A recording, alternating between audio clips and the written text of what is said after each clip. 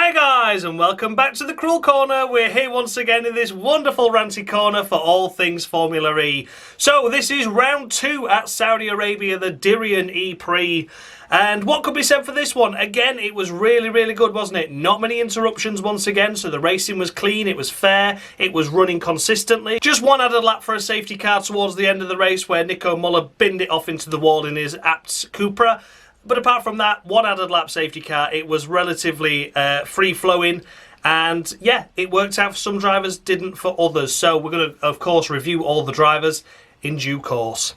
So if you've never seen this series before, I award the drivers out a maximum of 10 points based on their race weekend's performance, and I go all the way down to 0 if they have a particularly bad one. Take a look out for bonus points though. They're sometimes on offer for some drivers that do something extra special during a race, and on the very rare occasion I do award minus points too to those drivers that do something extra special, but for all the wrong reasons. Let's take a look at the current standings then. It's on the screen now for you. There you go, the Cruel Corner standings.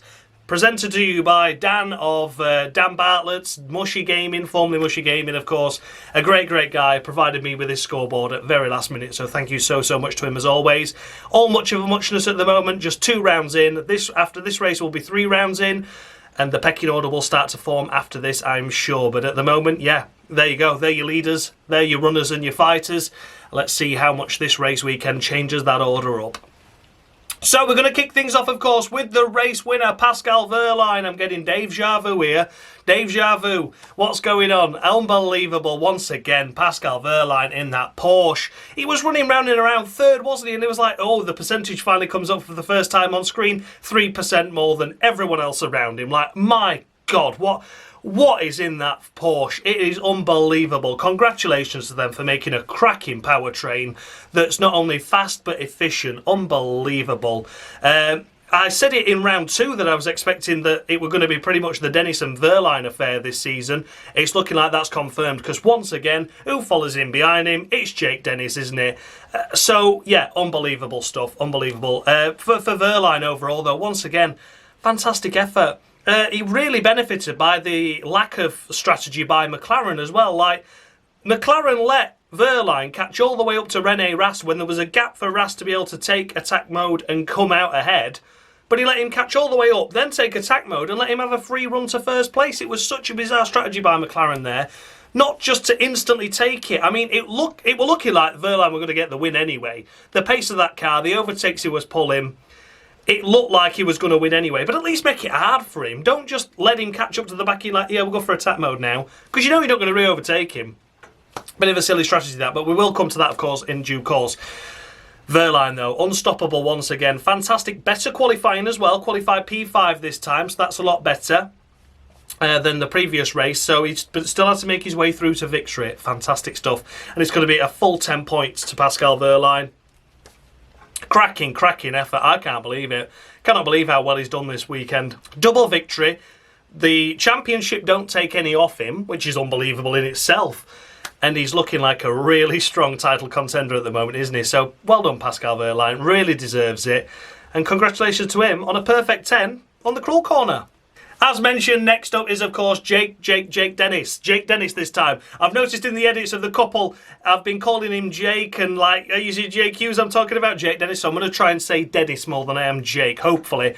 I mean, when I start waffling on, you know what it's like. But for Jake Dennis, again, what a cracking race weekend. He came through the field once again a better qualifying as well. Qualified P6 this time, not down in P11. So that's better, more encouraging. But once again, just behind Wehrlein, and I would love to see what would happen in a situation where Dennis is ahead of Wehrlein. Could he then stay ahead? Whereas he's always playing catch-up if he qualifies behind, isn't he? So, yeah, I think that's going to be interesting to see what's to come in the future rounds. They were speaking to the boss of DS Penske, weren't there? Jay Penske, and he says that he thinks Porsche will have the upper advantage in the early stages, but then the other teams will come good, which could be true if they sort the setup of the car out, manage to get the batteries more efficient, because there's development now in Formula E as opposed to before where it was, right, that's it, you've set your stall, that's what you are for the rest of the season because it's homologated now, you can touch nothing else, and all you can do is tinker with setups, but if you're at the back, you stay at the back. So it will be interesting to see in this new Gen 3 era how that comes to fruition, whether if you do have the early dominance you can stay up there, or maybe other teams can just find something and charge through. But at the moment, the Porsche powertrain in the hands, of course, of Pascal Wehrlein in the Porsche, and of course Jake Dennis in the Avalanche Andretti look unstoppable, don't they? So for Jake Dennis, I've not really spoken much about his race. It's much of the same as last race, so it's deja vu, repeated itself. Not a great qualifying, but okay, and came through the field and delivered a solid second place. It's all so close, isn't it? So close between the two of them, and I really think that's it. That is title contenders sorted already. And I know Formula E can be erratic, but I've just got a feeling that Wehrlein and Dennis think it's their year this year, and it'll be interesting to see how it plays out. But for now, for Jake Dennis, it's going to be 9.5 again on the cruel corner. It's the same as what I scored last time out, because once again, just qualifying behind his main title rival meant he couldn't get ahead in the race. So let's see what happens in the future rounds, but for now, 9.5. And then we come to Rene Rast in the Neon McLaren, and great to see McLaren finally score a podium. They were looking so good, weren't they, in the first 3 races of the season to do this, and here they are finally doing it, because they've been slipping down the order of late, haven't they? You know, Mexico, Jake, great qualifying, but slipped down. Of course, the first round at Diriyah, it was Jake Dennis, great qualifying, slipped down. Rene Rast, good qualifying, slipped down. And then this time, it's great qualifying for both cars and one securing the 3rd place position. So, yeah, we touched briefly on the McLaren strategy, didn't we? Rene Rast was heavily shafted by his strategy. He was leading the race at one stage and doing a really, really good job at that. And, yeah, the team just allowed Wehrlein to catch up with his attack mode, get right behind him, and then they just went, yeah, you can have us lead. And he go take the lead. Didn't get it at all. I'd have certainly boxed Rene Rast earlier and gone for attack mode sooner, so he could have come out ahead, and then he'd at least have a fight on his hands, wouldn't he? But having said that, Rene Rast drove a great race and put up a great fight to stay ahead of Sam Bird. Sam Bird was an unlucky one, wasn't he, this race, but we'll come to him in a moment. But yeah, I mean, Rene Rast, I'm going to score him a perfect 10 because I think he deserves a perfect 10. Had a great qualifying. Okay, was out-qualified by Jake, who got pole, fair enough. That was a great effort in itself. But still a really strong qualifying and a really strong race. And I think maybe, just maybe, it has still ended up 3rd anyway, even if they'd have done the attack modes differently because of the pace of Dennis and Wehrlein. But at least make the race a little bit harder for him, you know. Rene Rast did all he could with the strategy he had. And that's that. So a perfect 10 to Rene Rast. As we briefly touched on there, in 4th place is Sam Bird. Oh, he should have, shouldn't he? He should have had a podium once again. It should have been the same top 3. It was looking likely at one stage, wasn't it? But that late safety car of Nico Muller sticking it into the wall meant that Sam Bird had bunched the entire pack up behind him at that point, and he'd still got both attack modes to use. Not just one, he'd got 2 attack modes still to use. So that meant with a bunched up field, it was more difficult to overtake and use attack mode as well and get out ahead of the cars. It was a difficult one. So he had to take his 2nd attack mode. He took it. He lost out to Rene Rast and was just unable to find a way past him despite trying everything. So difficult to overtake. They were very close on energy together as well, so it wasn't as if he could just lunge it up the inside somewhere at turn 18. It wasn't going to happen. It was always going to be a tight and closely fought thing, and Bird just missed out. So unfortunately their strategy probably would have worked out a lot better for him had it not come to the safety car, because he'd have been able to take the attack mode straight after each other after the other one had ran out and catch right back up and then have a go. But the way the safety car played out, he had to build a gap first and hope the gap was big enough not to lose positions, and unfortunately it wasn't. So yeah, Sam Bird is going to be 8.5 on the cruel corner to him. Just a shame he missed out on a podium there, so I'm docking a little bit off for that, but I know it was mainly due to the strategy and the way that the safety car intervened at just the wrong time for him. But overall, I think great weekend. Nice to see Sam Bird back up here doing really well, and of course delivering more in terms of points and results than Evans this weekend as well, after he was outshone by Evans throughout the remainder of last season.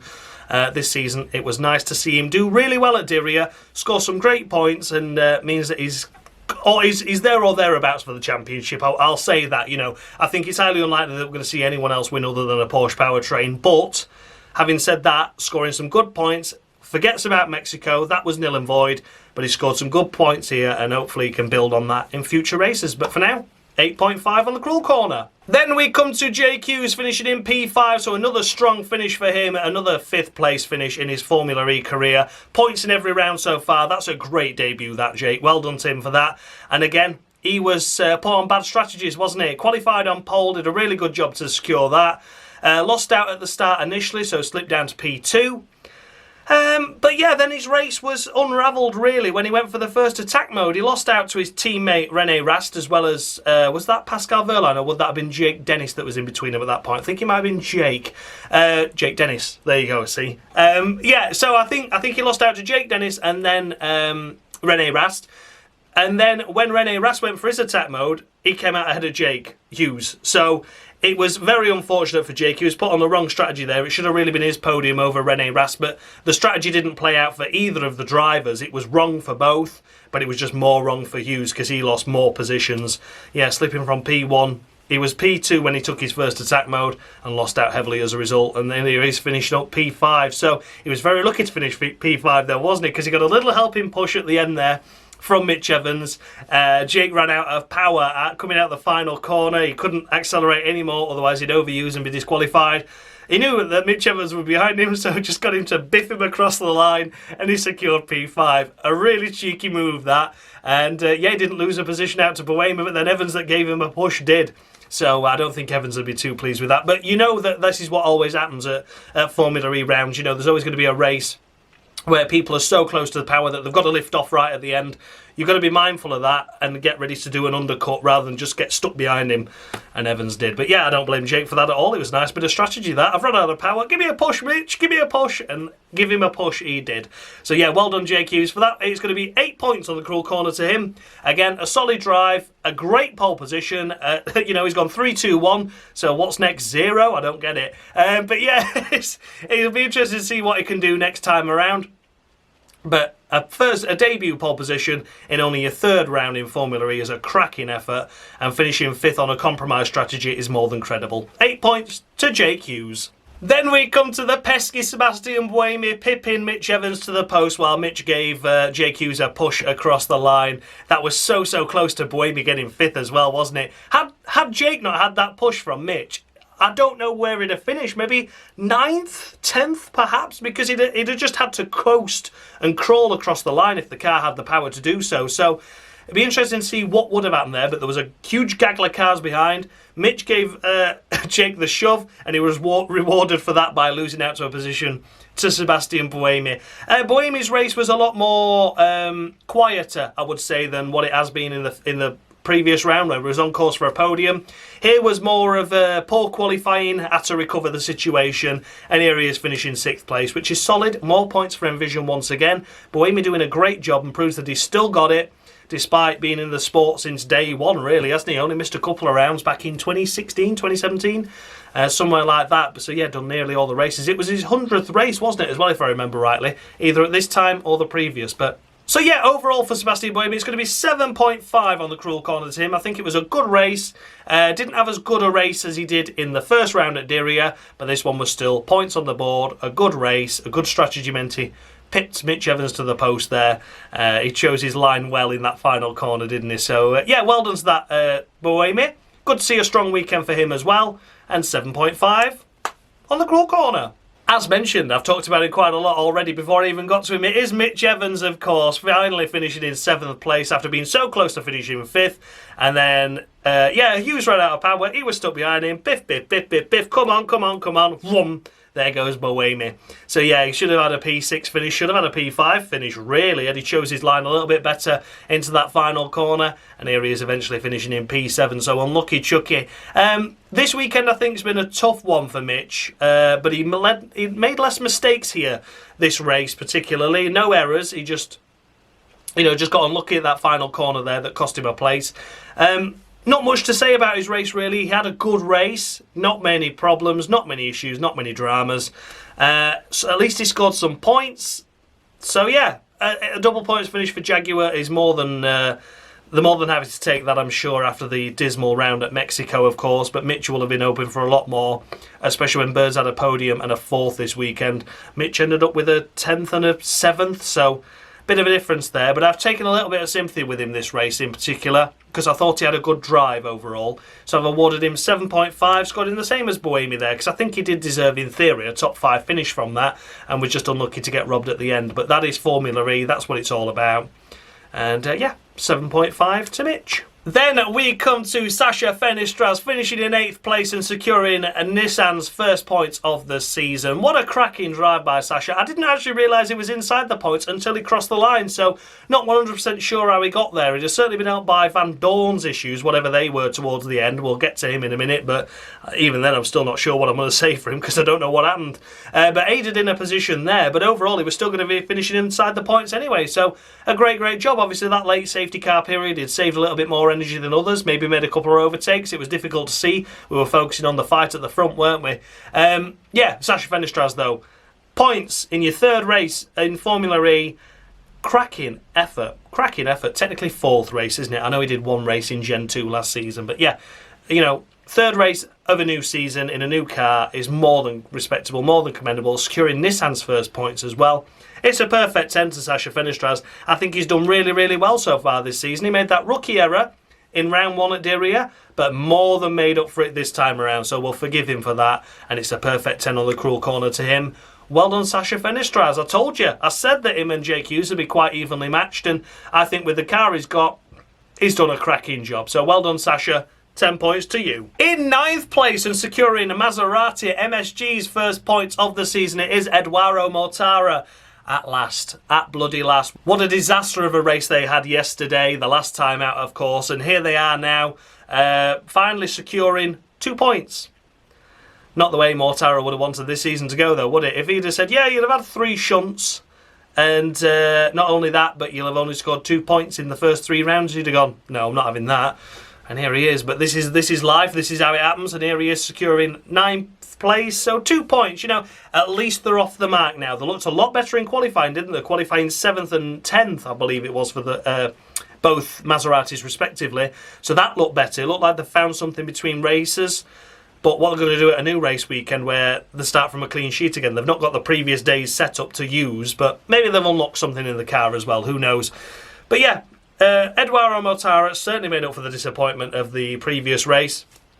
So I'm going to award him 8 points. I think it's a generous 8 based on where I want that car to be. But I think if the car is that bad, at least he should be in the points and here he is scoring them. So yeah, well done Mortara.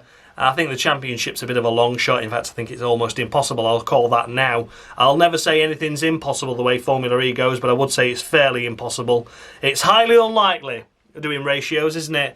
Highly unlikely that it will ever happen, but I just hope he can get some good results, get that MSG on the podium, get some solid points under his belt, and just go again next season. I think that's all he can hope for now, but build on this season, use it as a development season and go again. But for now, 8 points to Mortara. And in 10th place and securing Neo 333's maiden point of the season, it is Dan Ticktum. What a cracking drive by Dan. A poor qualifying, but could that have helped him? This is what I'm thinking now. My brain switched on a little bit. Maybe a strong qualifying isn't the way that Neo needs to go because it's got to keep up with the pace of the front runners. Whereas if it's in mid-pack, it's got loads of slipstream. It can use its power to the car ahead, you know, base its power off that, brake a little bit earlier, harvest some more energy.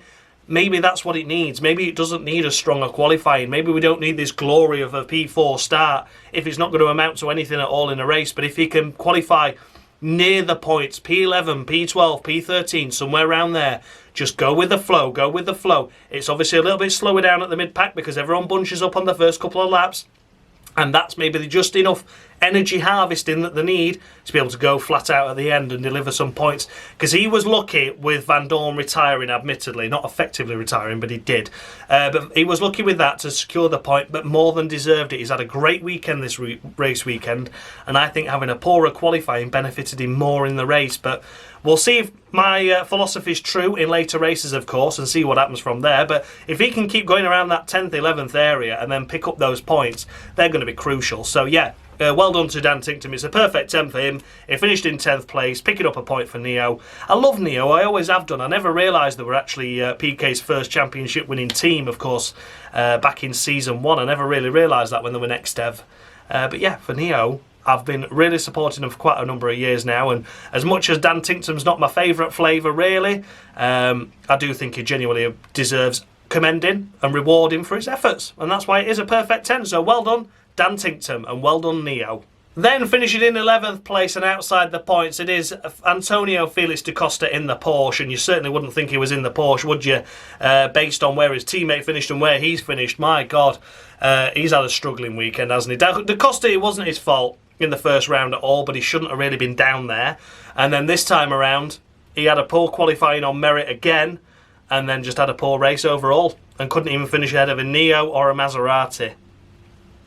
Not great. Not great at all, that. So I've been a little bit sympathetic with him. Maybe something in the car wasn't quite right this weekend. And maybe, you know, he'd taken damage earlier in the race. I don't know. But I've been a little bit conservative with him. But if he doesn't start delivering soon, then I will have to start being more harsh with him. And it is going to be 3 points on the cruel corner to him. His teammates up there doing sterling jobs. 2 victories in a second. And he's picked up some points in Mexico, did he? I think he got a few there, and nothing at all in Saudi. So yeah, disappointing, and I'm sure Da Costa will be disappointed as well. So yeah, it looks like a championship potential car, but only in the hands of Wehrlein. Da Costa, 3 points on the cruel corner. And in 12th place is Andre Lotterer, and it's much of the same. Here he is in the Avalanche Andretti, finishing outside the points when his teammate's second, securing fastest laps, 1 victory and 2 seconds in the first 3 rounds. Andre Lotterer has had a best finish of 4th in the first round. And then no points here at all this weekend, I don't believe, once again. Or did he pick up a couple in rounds? I think he got 9th, didn't he? But yeah, even so, a second place and a, you know, 2 second places and a fastest lap point, that's 37 points against Lotterer's 2. That's not brilliant, is it? That is not great at all. You know, you can never expect to beat your teammate all the time, but looking at that Porsche powertrain in the hands of Wehrlein and Dennis, imagine if they were in the same team. They'd be unstoppable. They'd have had practically every point so far, barring a fastest lap that Rast scored in round 1 at Diriyah, wouldn't they? That's mental to think. So yeah, you know, Andre Lotterer, it's going to be the same as Da Costa, going to be harsh, going to give him 3 points. And if he doesn't book his ideas up and start getting closer to his teammates, then I am going to have to start maybe awarding minus points, because at the end of the day, it looks like he's got one of the best cars on the grid and he's not utilising it. So yeah, Andre Lotterer, 3 points on the cruel corner. Then we come to Nick Cassidy, and I'm not really sure why he's down here. I never really noticed anything of his. I just didn't see anything special. It was a poor qualifying. I just didn't think he recovered because there's no overtaking. So that's probably the big bulk of the issue there. Yeah, for Nick Cassidy, I can't really see where his race went right. I can't see where it went wrong, because I don't think it ever went right. I just think it was a poor qualifying effort that he couldn't recover from. So it's going to be 4 points to Nick Cassidy. I'm not going to be as harsh with him as I am with Lotterer and, of course, Da Costa, because I think he's got a more difficult car to drive. But again, Buemi has done a cracking job this weekend. Cassidy secured a few points in the first round, none in the second. Compare the points all between teammates, Buemi wins hands down. So yeah, and Nick Cassidy, 4 points on the cruel corner to him. Hopefully he'll do better in future rounds, but we'll wait and see. Next up is Norman Nato, and it's going to be much of the same as what I've awarded, of course, to Nick Cassidy, which is basically 4 points on the cruel corner to him. I think Sacha Fenestaz scoring the debut points, the less experienced driver. Norman much more experienced. A poor qualifying, couldn't do anything about it. Difficult to overtake anyway. Couldn't capitalise on any attack mode usages or anything like that, and just stayed outside the points throughout the race and had a worse race this race than he did the previous one where he was close to points. So yeah, big frustration there for Norman Nato. And again, 4 points on the cruel corner. I can't do anything else than that. I've got to start being cruel to be kind now. I might not have judged the full pecking order yet. You know, Formula E is a bit wet and wild with that. It can suddenly be good for one car one weekend and then they're down at the back again. But I've got to compare with teammates before I compare with anyone else. And, you know, Sacha Fenestaz points, Norman Nato 0. Unfortunate. So yeah, Norman Nato, 4 points on the cruel corner. After Norman Nato, of course, comes Lucas Di Grassi, and oh dear me, the Mahindras. The Mahindras have done nothing this weekend, have they? After such a great drive in Mexico, where we knew the energy was low and he was really low on efficiency, but managed to hold up the entire pack behind him, really, and secure a solid podium position, did Lucas. Unfortunately, this time around, it didn't happen for him, did it? He was P nowhere in qualifying once again this race, the same as the last time. and did nothing. At least he didn't get involved in a turn 1, turn 2 shenanigan like he did in the first round. But overall for Lucas Di Grassi, middle of the row 5 really. It's all I can do. Hopefully the next rounds the Mahindra can be back to where it was in Mexico, especially in the hands of Di Grassi, where it was podium potential there. And then he did a brilliant defensive drive to make sure he sustained it. So, yeah, I'm not saying the Mahindra's the best car in the world, but it was really disappointing to see him this far down the order this weekend in the hands of Di Grassi and Rowland. So, yeah, huge, huge shame. So, middle of the row 5 to Lucas Di Grassi. Next up is Jean-Eric Vergne in the DS Penske. And again, oh dear, oh dear, oh dear. It's just a middle of the row 5. Oh, it's so frustrating to see all these talented drivers really, really struggling at the moment. The DS Penske was doing so well in the hands of Vandoorne this race, but that ended up amounting to nothing. And with Vergne, it didn't look like it was good at all, was it? It was such a shame to see. So yeah, a really difficult start for the DS Penske boys, really difficult start for Mahindra, really difficult start for MSG Maserati, a difficult start for Nissan as well, I would say. I think they'd have been hoping for more. So there's not many happy teams on that paddock at the moment. You know, there's only really going to be Porsche, Andretti and McLaren, I would say, that are fully satisfied with how their season's going at the moment. And even then, they can still make improvements. So, yeah, overall, the middle of the road, 5 to Jean-Eric Vergne. The car just wasn't there again this race. Such a shame. Then we come to Sergio Sette Camara, and it's going to be much of the same again. The driver in his other car alongside him, Dan Ticktum, has scored points. Okay, admittedly it's only 1, but once again this weekend, hands down, Dan Ticktum has been better. Better qualifying efforts in both rounds and securing a points place finish. So, for Sette Camara, I know it's a difficult car, I know it's got energy issues, efficiency issues, but Dan Ticktum could drive around them. Again, Sette Camara, with a poor qualifying, couldn't do anything with it, needs to start getting up there. I'm not going to expect Neos to be scoring points all race weekends long from now on. It'd be amazing if they did, but I don't think they're going to. But he needs to put himself in opportunities. Being down this low down the field, you're never going to be in a points-paying position, even if 10 cars ahead of you crash it late. You know, he's that far down the order. He's going to take 6 or 7 cars to retire before he's even in the points. Not great, is it? Not great at all. So for Sergio Sette Camara, I've been a little bit more forgiving with him, but still needs to book his ideas up. And it's 4.5 on the cruel corner to him. Again, like I said, I'm being more forgiving with the energy problems that we know the Neo's suffering. But even then, still got to compare him against his teammate. Dan Ticktum got 10. Sergio Sette Camara, it's only 4.5.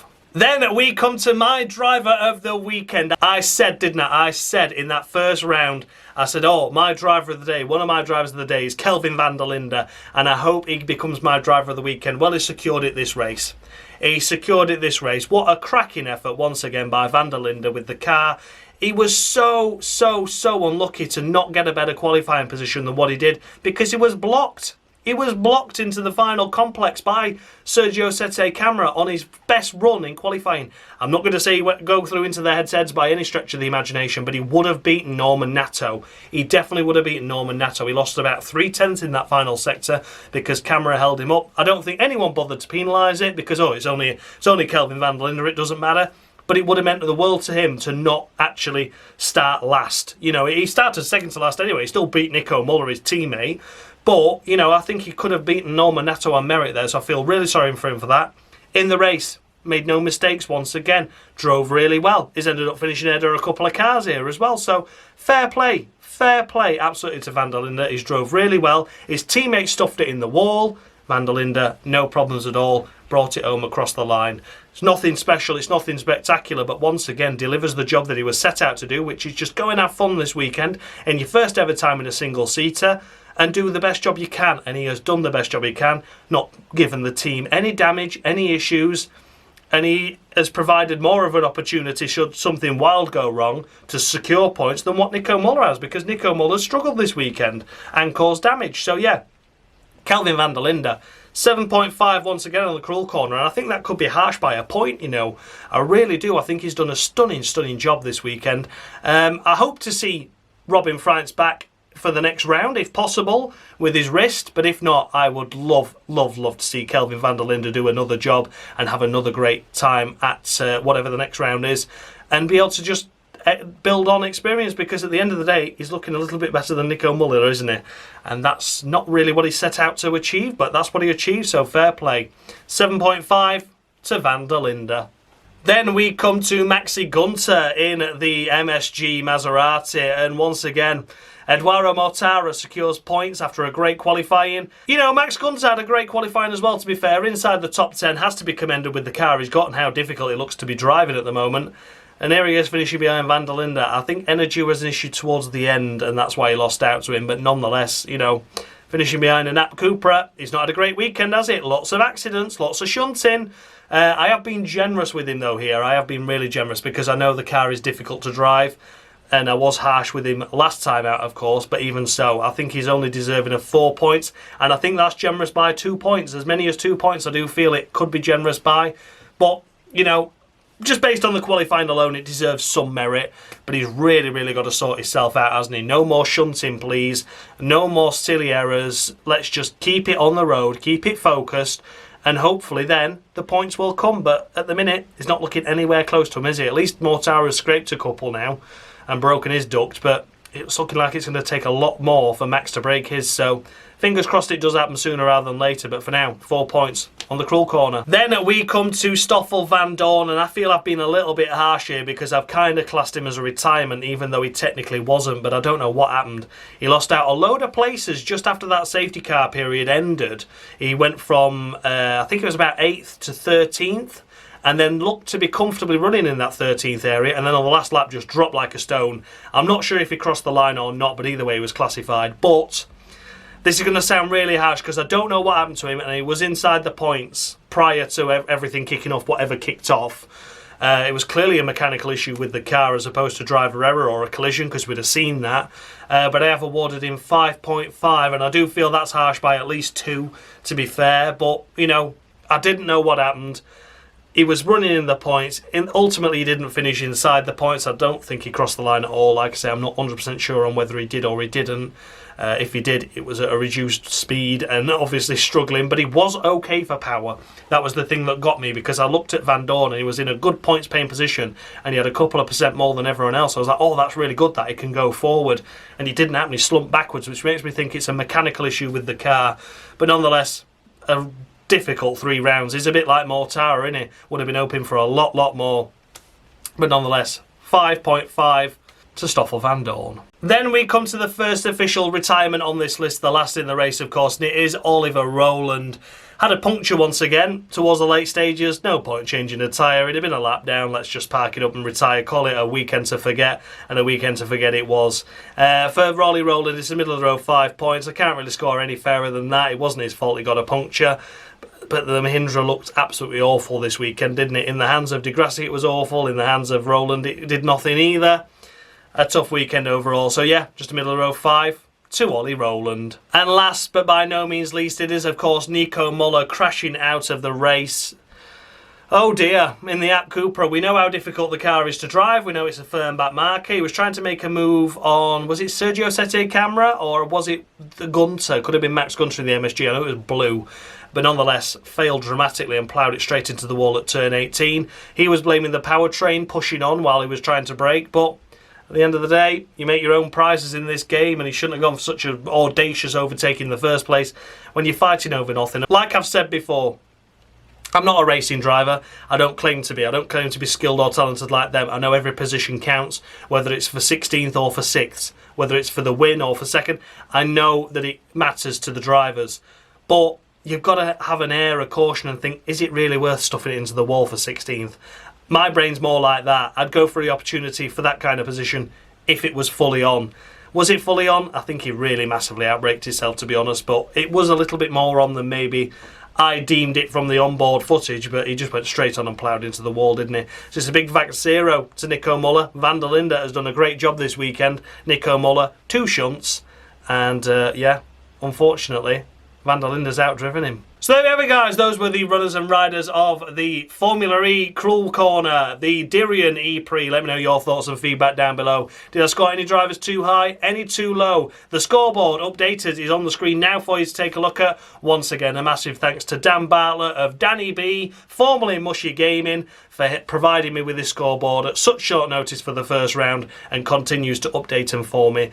And after I pester him, no, he does it. He enjoys doing this kind of thing, and he always says, "Look, you know, I'll help you out," and I really, really do appreciate it. So yeah, let me know where your favourite driver is on this scoreboard.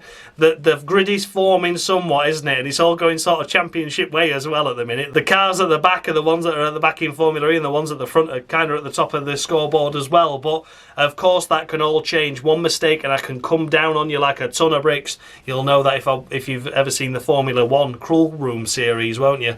How harsh I can be, how ruthless I can be. So as always, thank you so much for watching, guys. I'll see you all for the next round, whenever it is. I think it's a couple of weeks away again, is it? Maybe 3. But nonetheless, you will see me in this lovely corner once again. And yeah, thanks so much for watching, guys. And as always, much love.